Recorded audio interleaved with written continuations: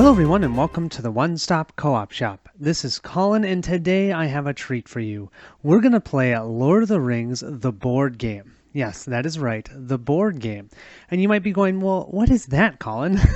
Well, this is a game that was published in 2010, I believe, a whole 9+ years ago. But why I wanted to do this is actually going back and looking at the games that I've played. I think this is the first cooperative game I ever played in my entire life.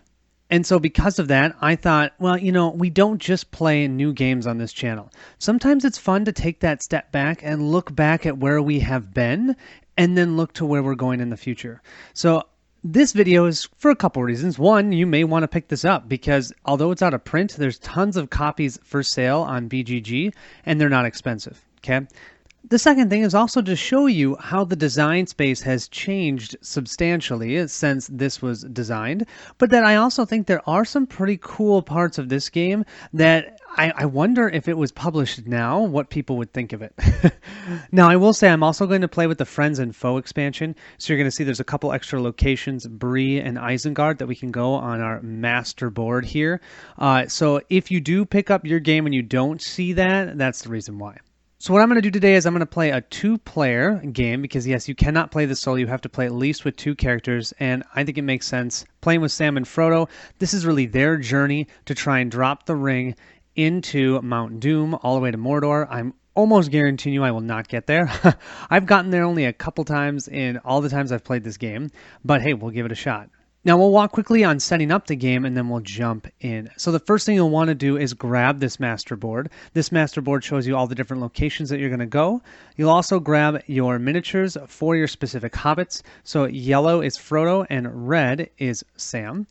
And we also have the Sauron Eye, and we lose the game if this eye and any of our hobbits meet in the same spot. Now, if that happens, that hobbit is eliminated, but you can continue playing if the other hobbit has the one ring. If the hobbit that was eliminated, though, actually controls the one ring, you're done. Okay? So our goal is to try and get all the way to Mordor and throw the ring into Mount Doom before that eye comes upon us. We're going to do that by going through all these different locations, and you'll see how that works in the playthrough. Because I'm playing with the Friends and Foe expansion, I also have a Foe deck of 30 cards here. I've shuffled those up.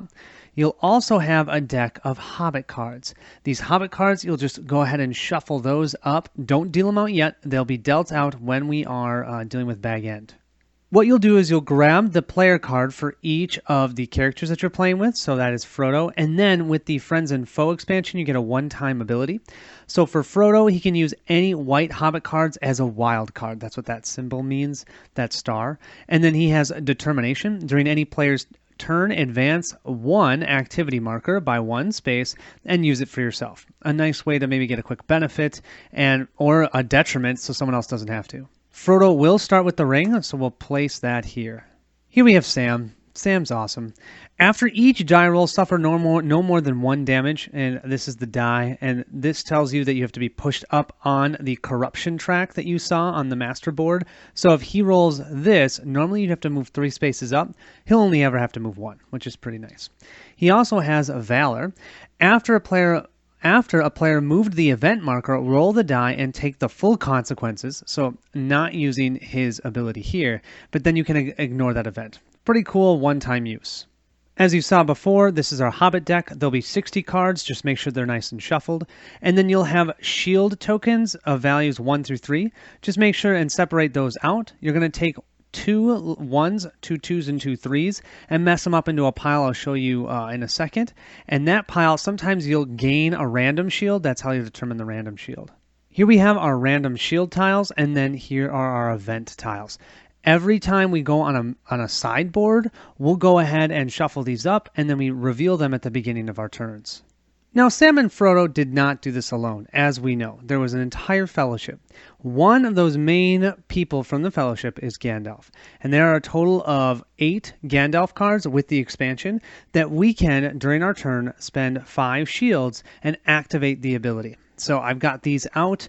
I'll let you read them on your own. They are super helpful, and you'll see that we'll probably be using a lot of them, as many as we can, really. These are available at all times because Gandalf can come in just when we need it. Finally, you want to go ahead and collect the ring tokens here, the sun tokens and the heart tokens. Each round, you're going to want to try and collect one of each of these.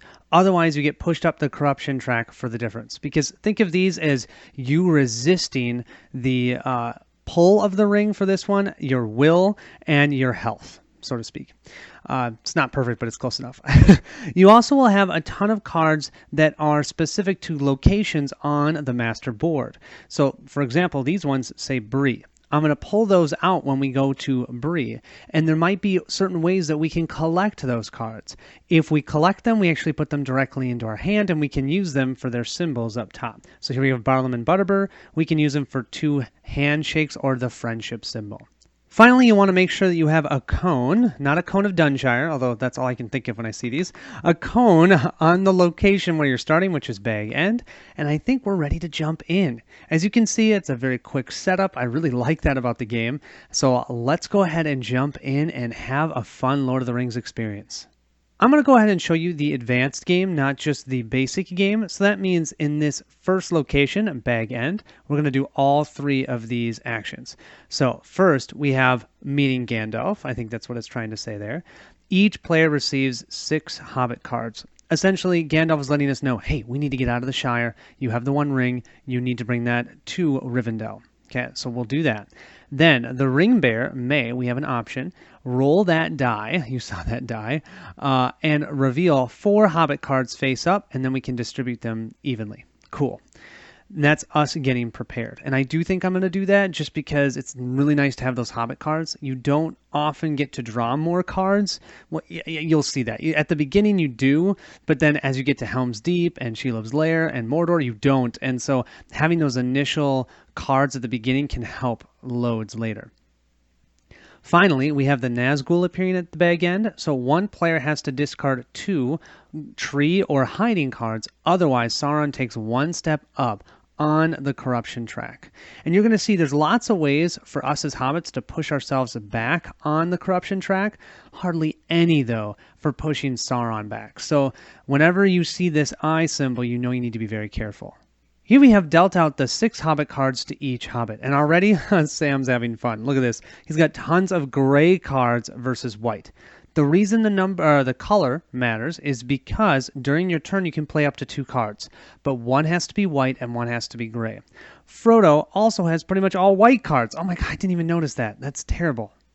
So because this is absolutely horrible, I am not going to feel bad about rolling that die so we can distribute 4 more cards. Very likely I'm going to give any sort of gray card to Frodo and any sort of white card to Sam. We'll go ahead and roll the die, and we get a nothing. Awesome. That's blank. That's the only blank side on this entire die. Yeah, I'm not going to expect getting that much, but I'll take it now. Here are the 4 cards that we can distribute as we see fit. So I'm definitely going to give this one to Frodo and this one to Frodo. I'm going to do these 2 to Frodo and these 2 to Sam. And then finally, to deal with the Nazgul, I'm going to go ahead and have Sam discard these 2 cards. Both have the hiding symbol, so we've hidden ourselves from the Nazgul and Bag End. Oh, they just got us, but they missed.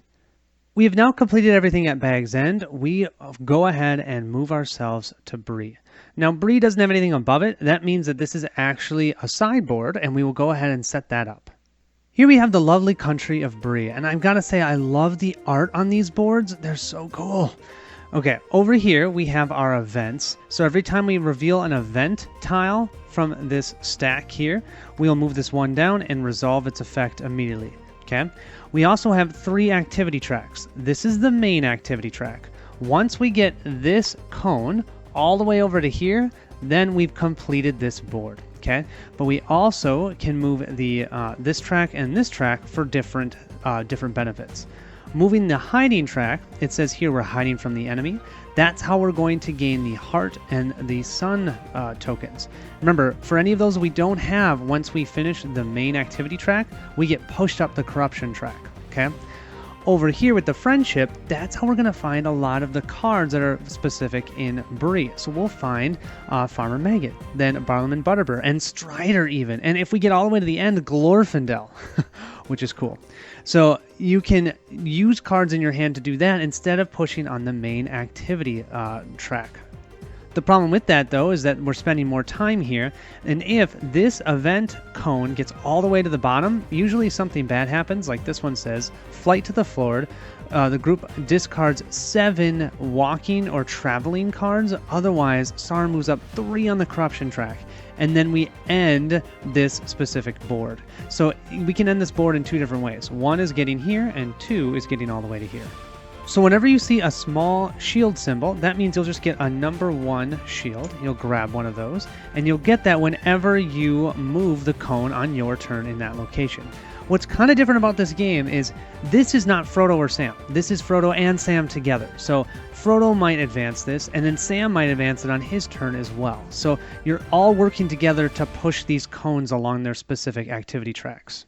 We'll go ahead and start off with Frodo, and the first thing we need to do is reveal an event tile.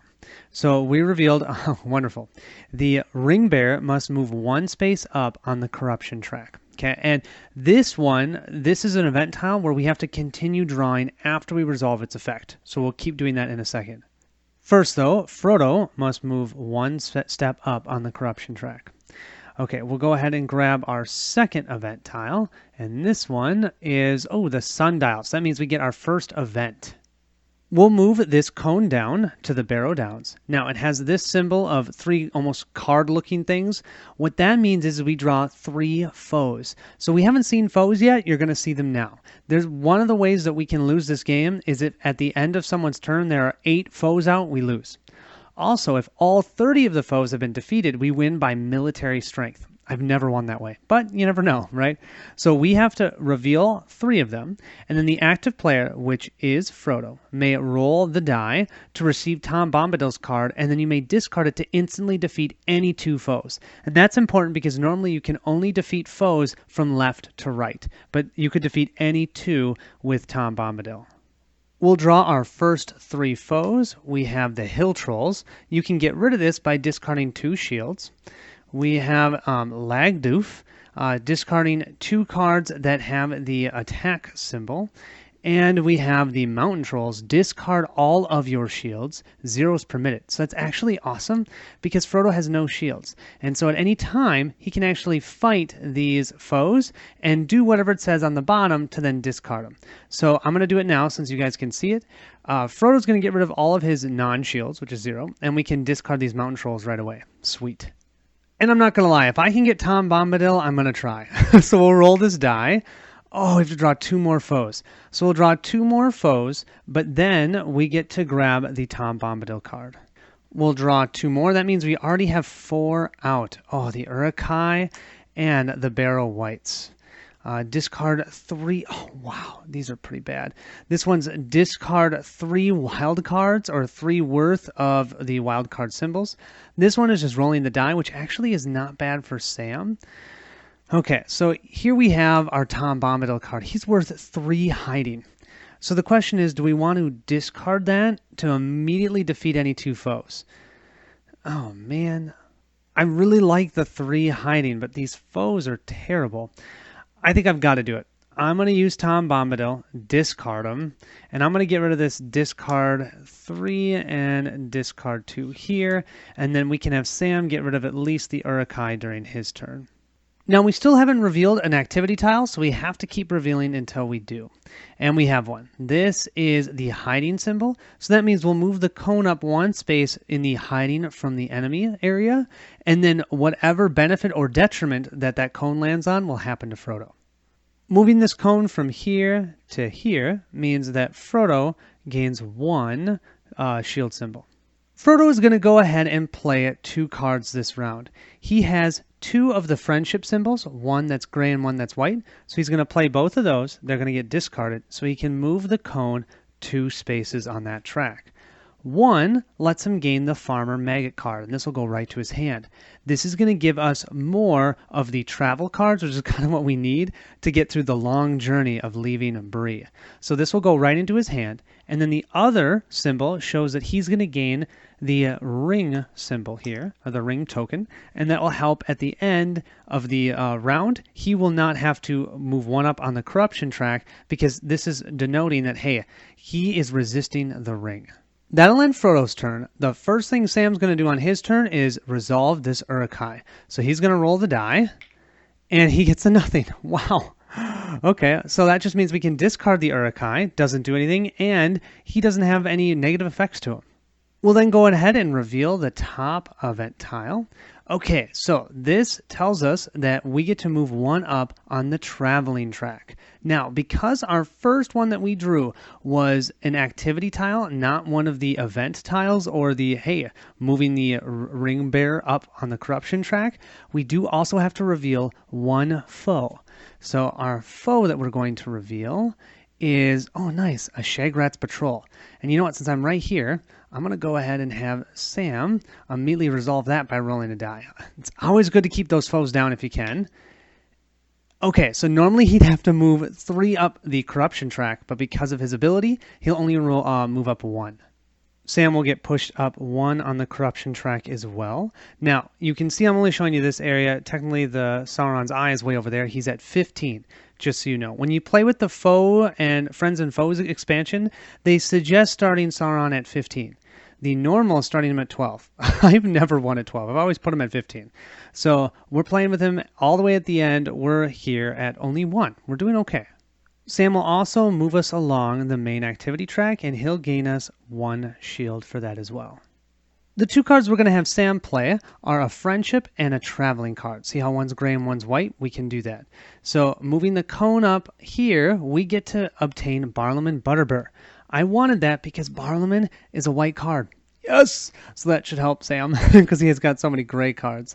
And then moving 1 up on the main activity line is just good because we need to continue to do that in order to progress. So we've gained our 2nd shield. After 2 rounds, you can see we've progressed a little bit. We definitely need to get some more hiding so we can get our hearts and our suns, but I'm actually feeling pretty good. We've only had 1 event. The next event, too, the Prancing Pony Inn, is pretty good, too, so I don't mind if an event tile shows up. Only 1, though. After that, I don't want to see any other ones. All these other ones stink. Moving back to Frodo's turn, let's go ahead and reveal our next tile. Okay, so we can either move Sauron up 1 space on the corruption track or move Frodo up 2 spaces on the corruption track. Like I mentioned before, moving Sauron back doesn't happen often. I think I'm going to go ahead and have Frodo take the 2 up on the corruption track. He'll move from 1 to 3. That was not an activity tile, so we will keep going, and we have our next event. And you know what? That next event actually isn't bad. We have the Prancing Pony Inn. The ring bearer may discard 1 ring token to receive the Gandalf's Letter card. Frodo just so happens to have one of those, so he will gain this yellow card, which states that we can call on Gandalf without discarding shields 1 time. That's awesome. We'll keep revealing. Come on. Okay, good. We'll move 1 up on the hiding track. This actually is not bad because we'll move up 1 space here and we can get a heart symbol, which is great. Frodo will go ahead and play this white card. Now, any white card for Frodo is wild, but this is a wild card anyways. So we're going to use that to move 1 up on the friendship track so we can get Strider, which is 2 more traveling symbols, and it's gray, which is really what we need. And we have Farmer Maggot here, so we're going to move up 2 spaces on the active track, and we'll get 2 of these ring symbols. Sam will go next. We'll reveal the next tile, and oh, okay, we have our battle track. Now here's the thing, there is no battle track on the board, so then we actually get to choose one of the 3 that we want to progress forward. Now this is different than when we have cards that have the battle symbol on it. We can't use battle symbols as wilds, but because this helps you move the story forward, you get to choose when you reveal one that's not on the board. But remember, since we revealed this first, we have to reveal a new foe. We have the Creebane of Dunland. That will be only our 2nd foe because we've gotten rid of all the other ones. I'd like to keep progressing on the main activity here, so we're going to do a space here, and now Sam also will gain a ring token. That means he only needs 2 left. He needs 1 heart and 1 sun, and Frodo just needs the sun. As the ring bearer, at any point, you can decide to put the ring on. And what you do is you place it around your miniature. Then what you do is you have to roll the die and take whatever you get as the result in full. Then what you do is you compare that die to the number 4, and you get to move on an activity track as far as that difference is, and whatever effects are on there don't affect you at all. So if I go over a space that lets us makes us roll the die, we won't have to.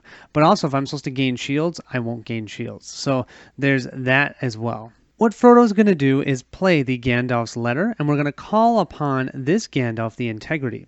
Instead of rolling the die, place it with the white side up.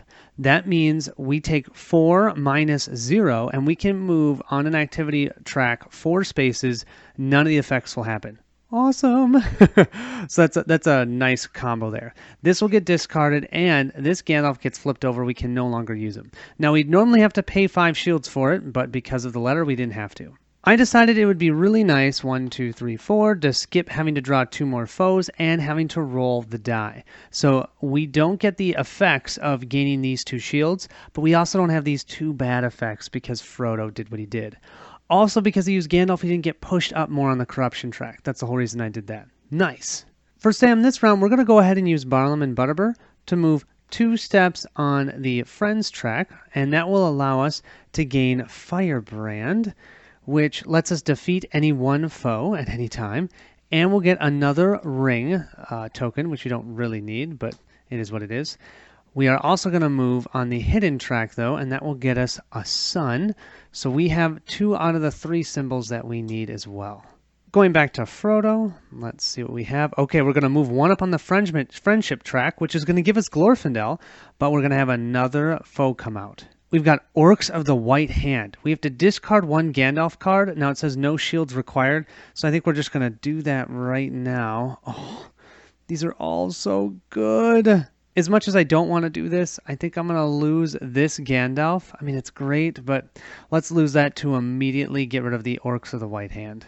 Moving up 1 more space, we'll grab us Glorfindel for Frodo. That's 2 symbols. And remember, this is a white card, so those are basically 2 wilds. That's awesome.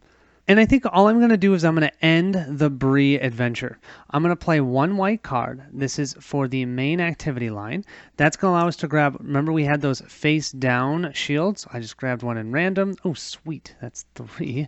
That's awesome. And then we're not going to play a second card, so we have completed the Bree encounter. We then resolve the tokens that we have. So we each have 2 out of the 3 tokens that we need. So that means each of us are going to get pushed up 1 on the corruption track. Also, what you do is currently Frodo has the 1 ring. You look to see who has the most ring tokens. If it's the current player that has the ring, they keep it. But if they're equal, or if someone else has more, then they go to the other person. So now Sam has the ring. He's sharing the load. We then will put these back into their supply piles, and in the next miniature adventure that we have, we're going to have to collect 1 of each again. We're each going to move up 1 space on the corruption track. We're still doing okay at 4 to 15. The biggest thing is Sauron has not moved. Yes. Now we do have 2 foes. You can see them over here. If they were gone, there would be potentials that we could miss and skip Moria and Lothlórien, but that didn't happen. I didn't really want to do that anyways. I kind of want to show you that because I think it's cool, but we could have avoided that if we had had no foes on the board. So our next space that we're going to go to is Rivendell. We'll first encounter Elrond, and we'll all receive feature cards. Since we're playing 2-player, there's 12 total cards. We're going to each get 4, and 4 will randomly be placed back in the box. If you play with 3 or more players, you're going to use all of them. Then we have council, so each player can pass 1 card face down to the left. So you can talk about, oh man, I don't have any gray cards, or I have very little of this, and someone can actually give you another card. Then each player needs to discard a friendship card, otherwise they have to roll the die. Here we have Frodo's 4 cards he's gaining and Sam's 4 cards that he's gaining. Pretty nice. You can see we've got Anduril, Gimli, Glamdring, Mithril, Aragorn, Staff, Sting, and Ethelis. I love how thematic these things are. I know exactly what they are. Yeah, it's pretty cool. So now what we can do is we'll look at their full hands and they'll each trade 1 card. Looking at these hands, we feel pretty gosh darn powerful right now. Won't last for terribly long. So looking here, 1, 2, 3. Yeah, we've actually got a good variety here. We've got lots of non-gray, so white cards here. So maybe what I'll do is I'll give 1 gray over to here, and then I know this sounds crazy. No, I don't think I'm going to do it because I think, well, I don't know if you guys are looking here closely, but there are no friendship symbols. Do you see that? No friendship symbols. We each need to discard a friendship card, otherwise we roll the die. Now I'm thinking of having Frodo go ahead and just discard a wild, because he can use any white as a wild, and he can say that's a friendship symbol. But for Sam, I'm thinking of having him just take it, because remember, the most he can have is taking 1 damage or revealing 1 foe, no matter what we roll. So with that, I think I'm going to go ahead and just give 1 gray, the Sting, over to Sam, which actually is thematic as well. Sam will go ahead and hold Sting. And just so you guys can see from our first encounter with Bree, we have 4 total shields with Frodo and 2 for Sam. Frodo will then go ahead and discard this card for the Fellowship, so he does not have to roll the die, and let's see what Sam gets for rolling the die.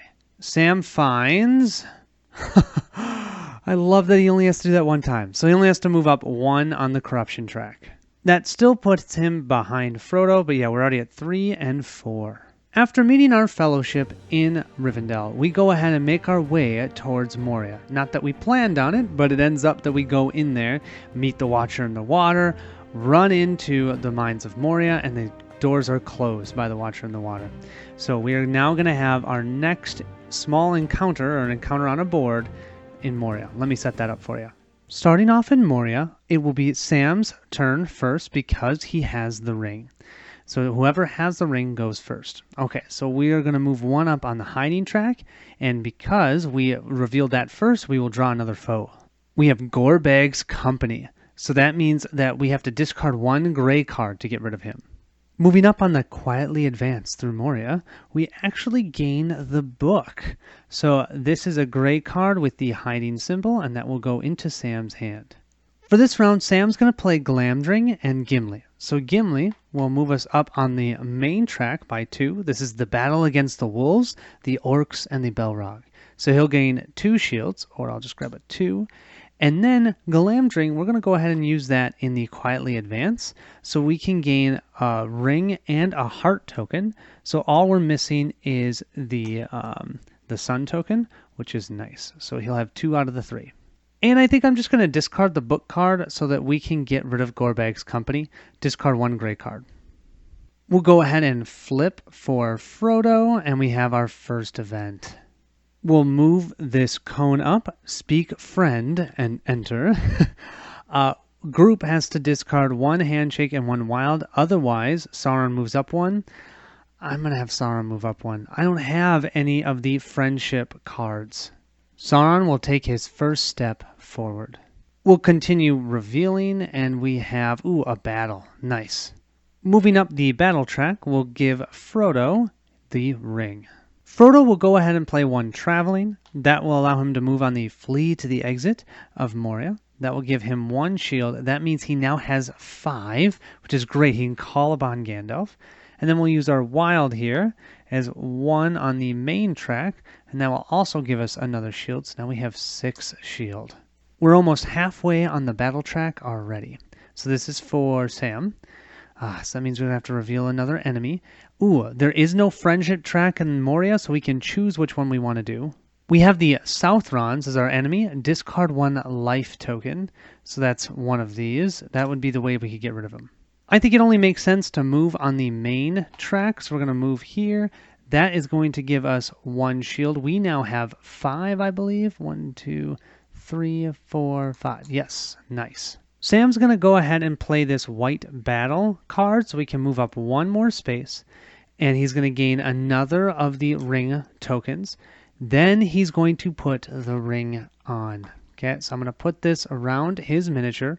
We're going to roll the die, and then the difference between what we roll and 4, we'll get to move that many spaces hidden on any track that we want, but it's going to be this one. I'm hoping we can get to here maybe.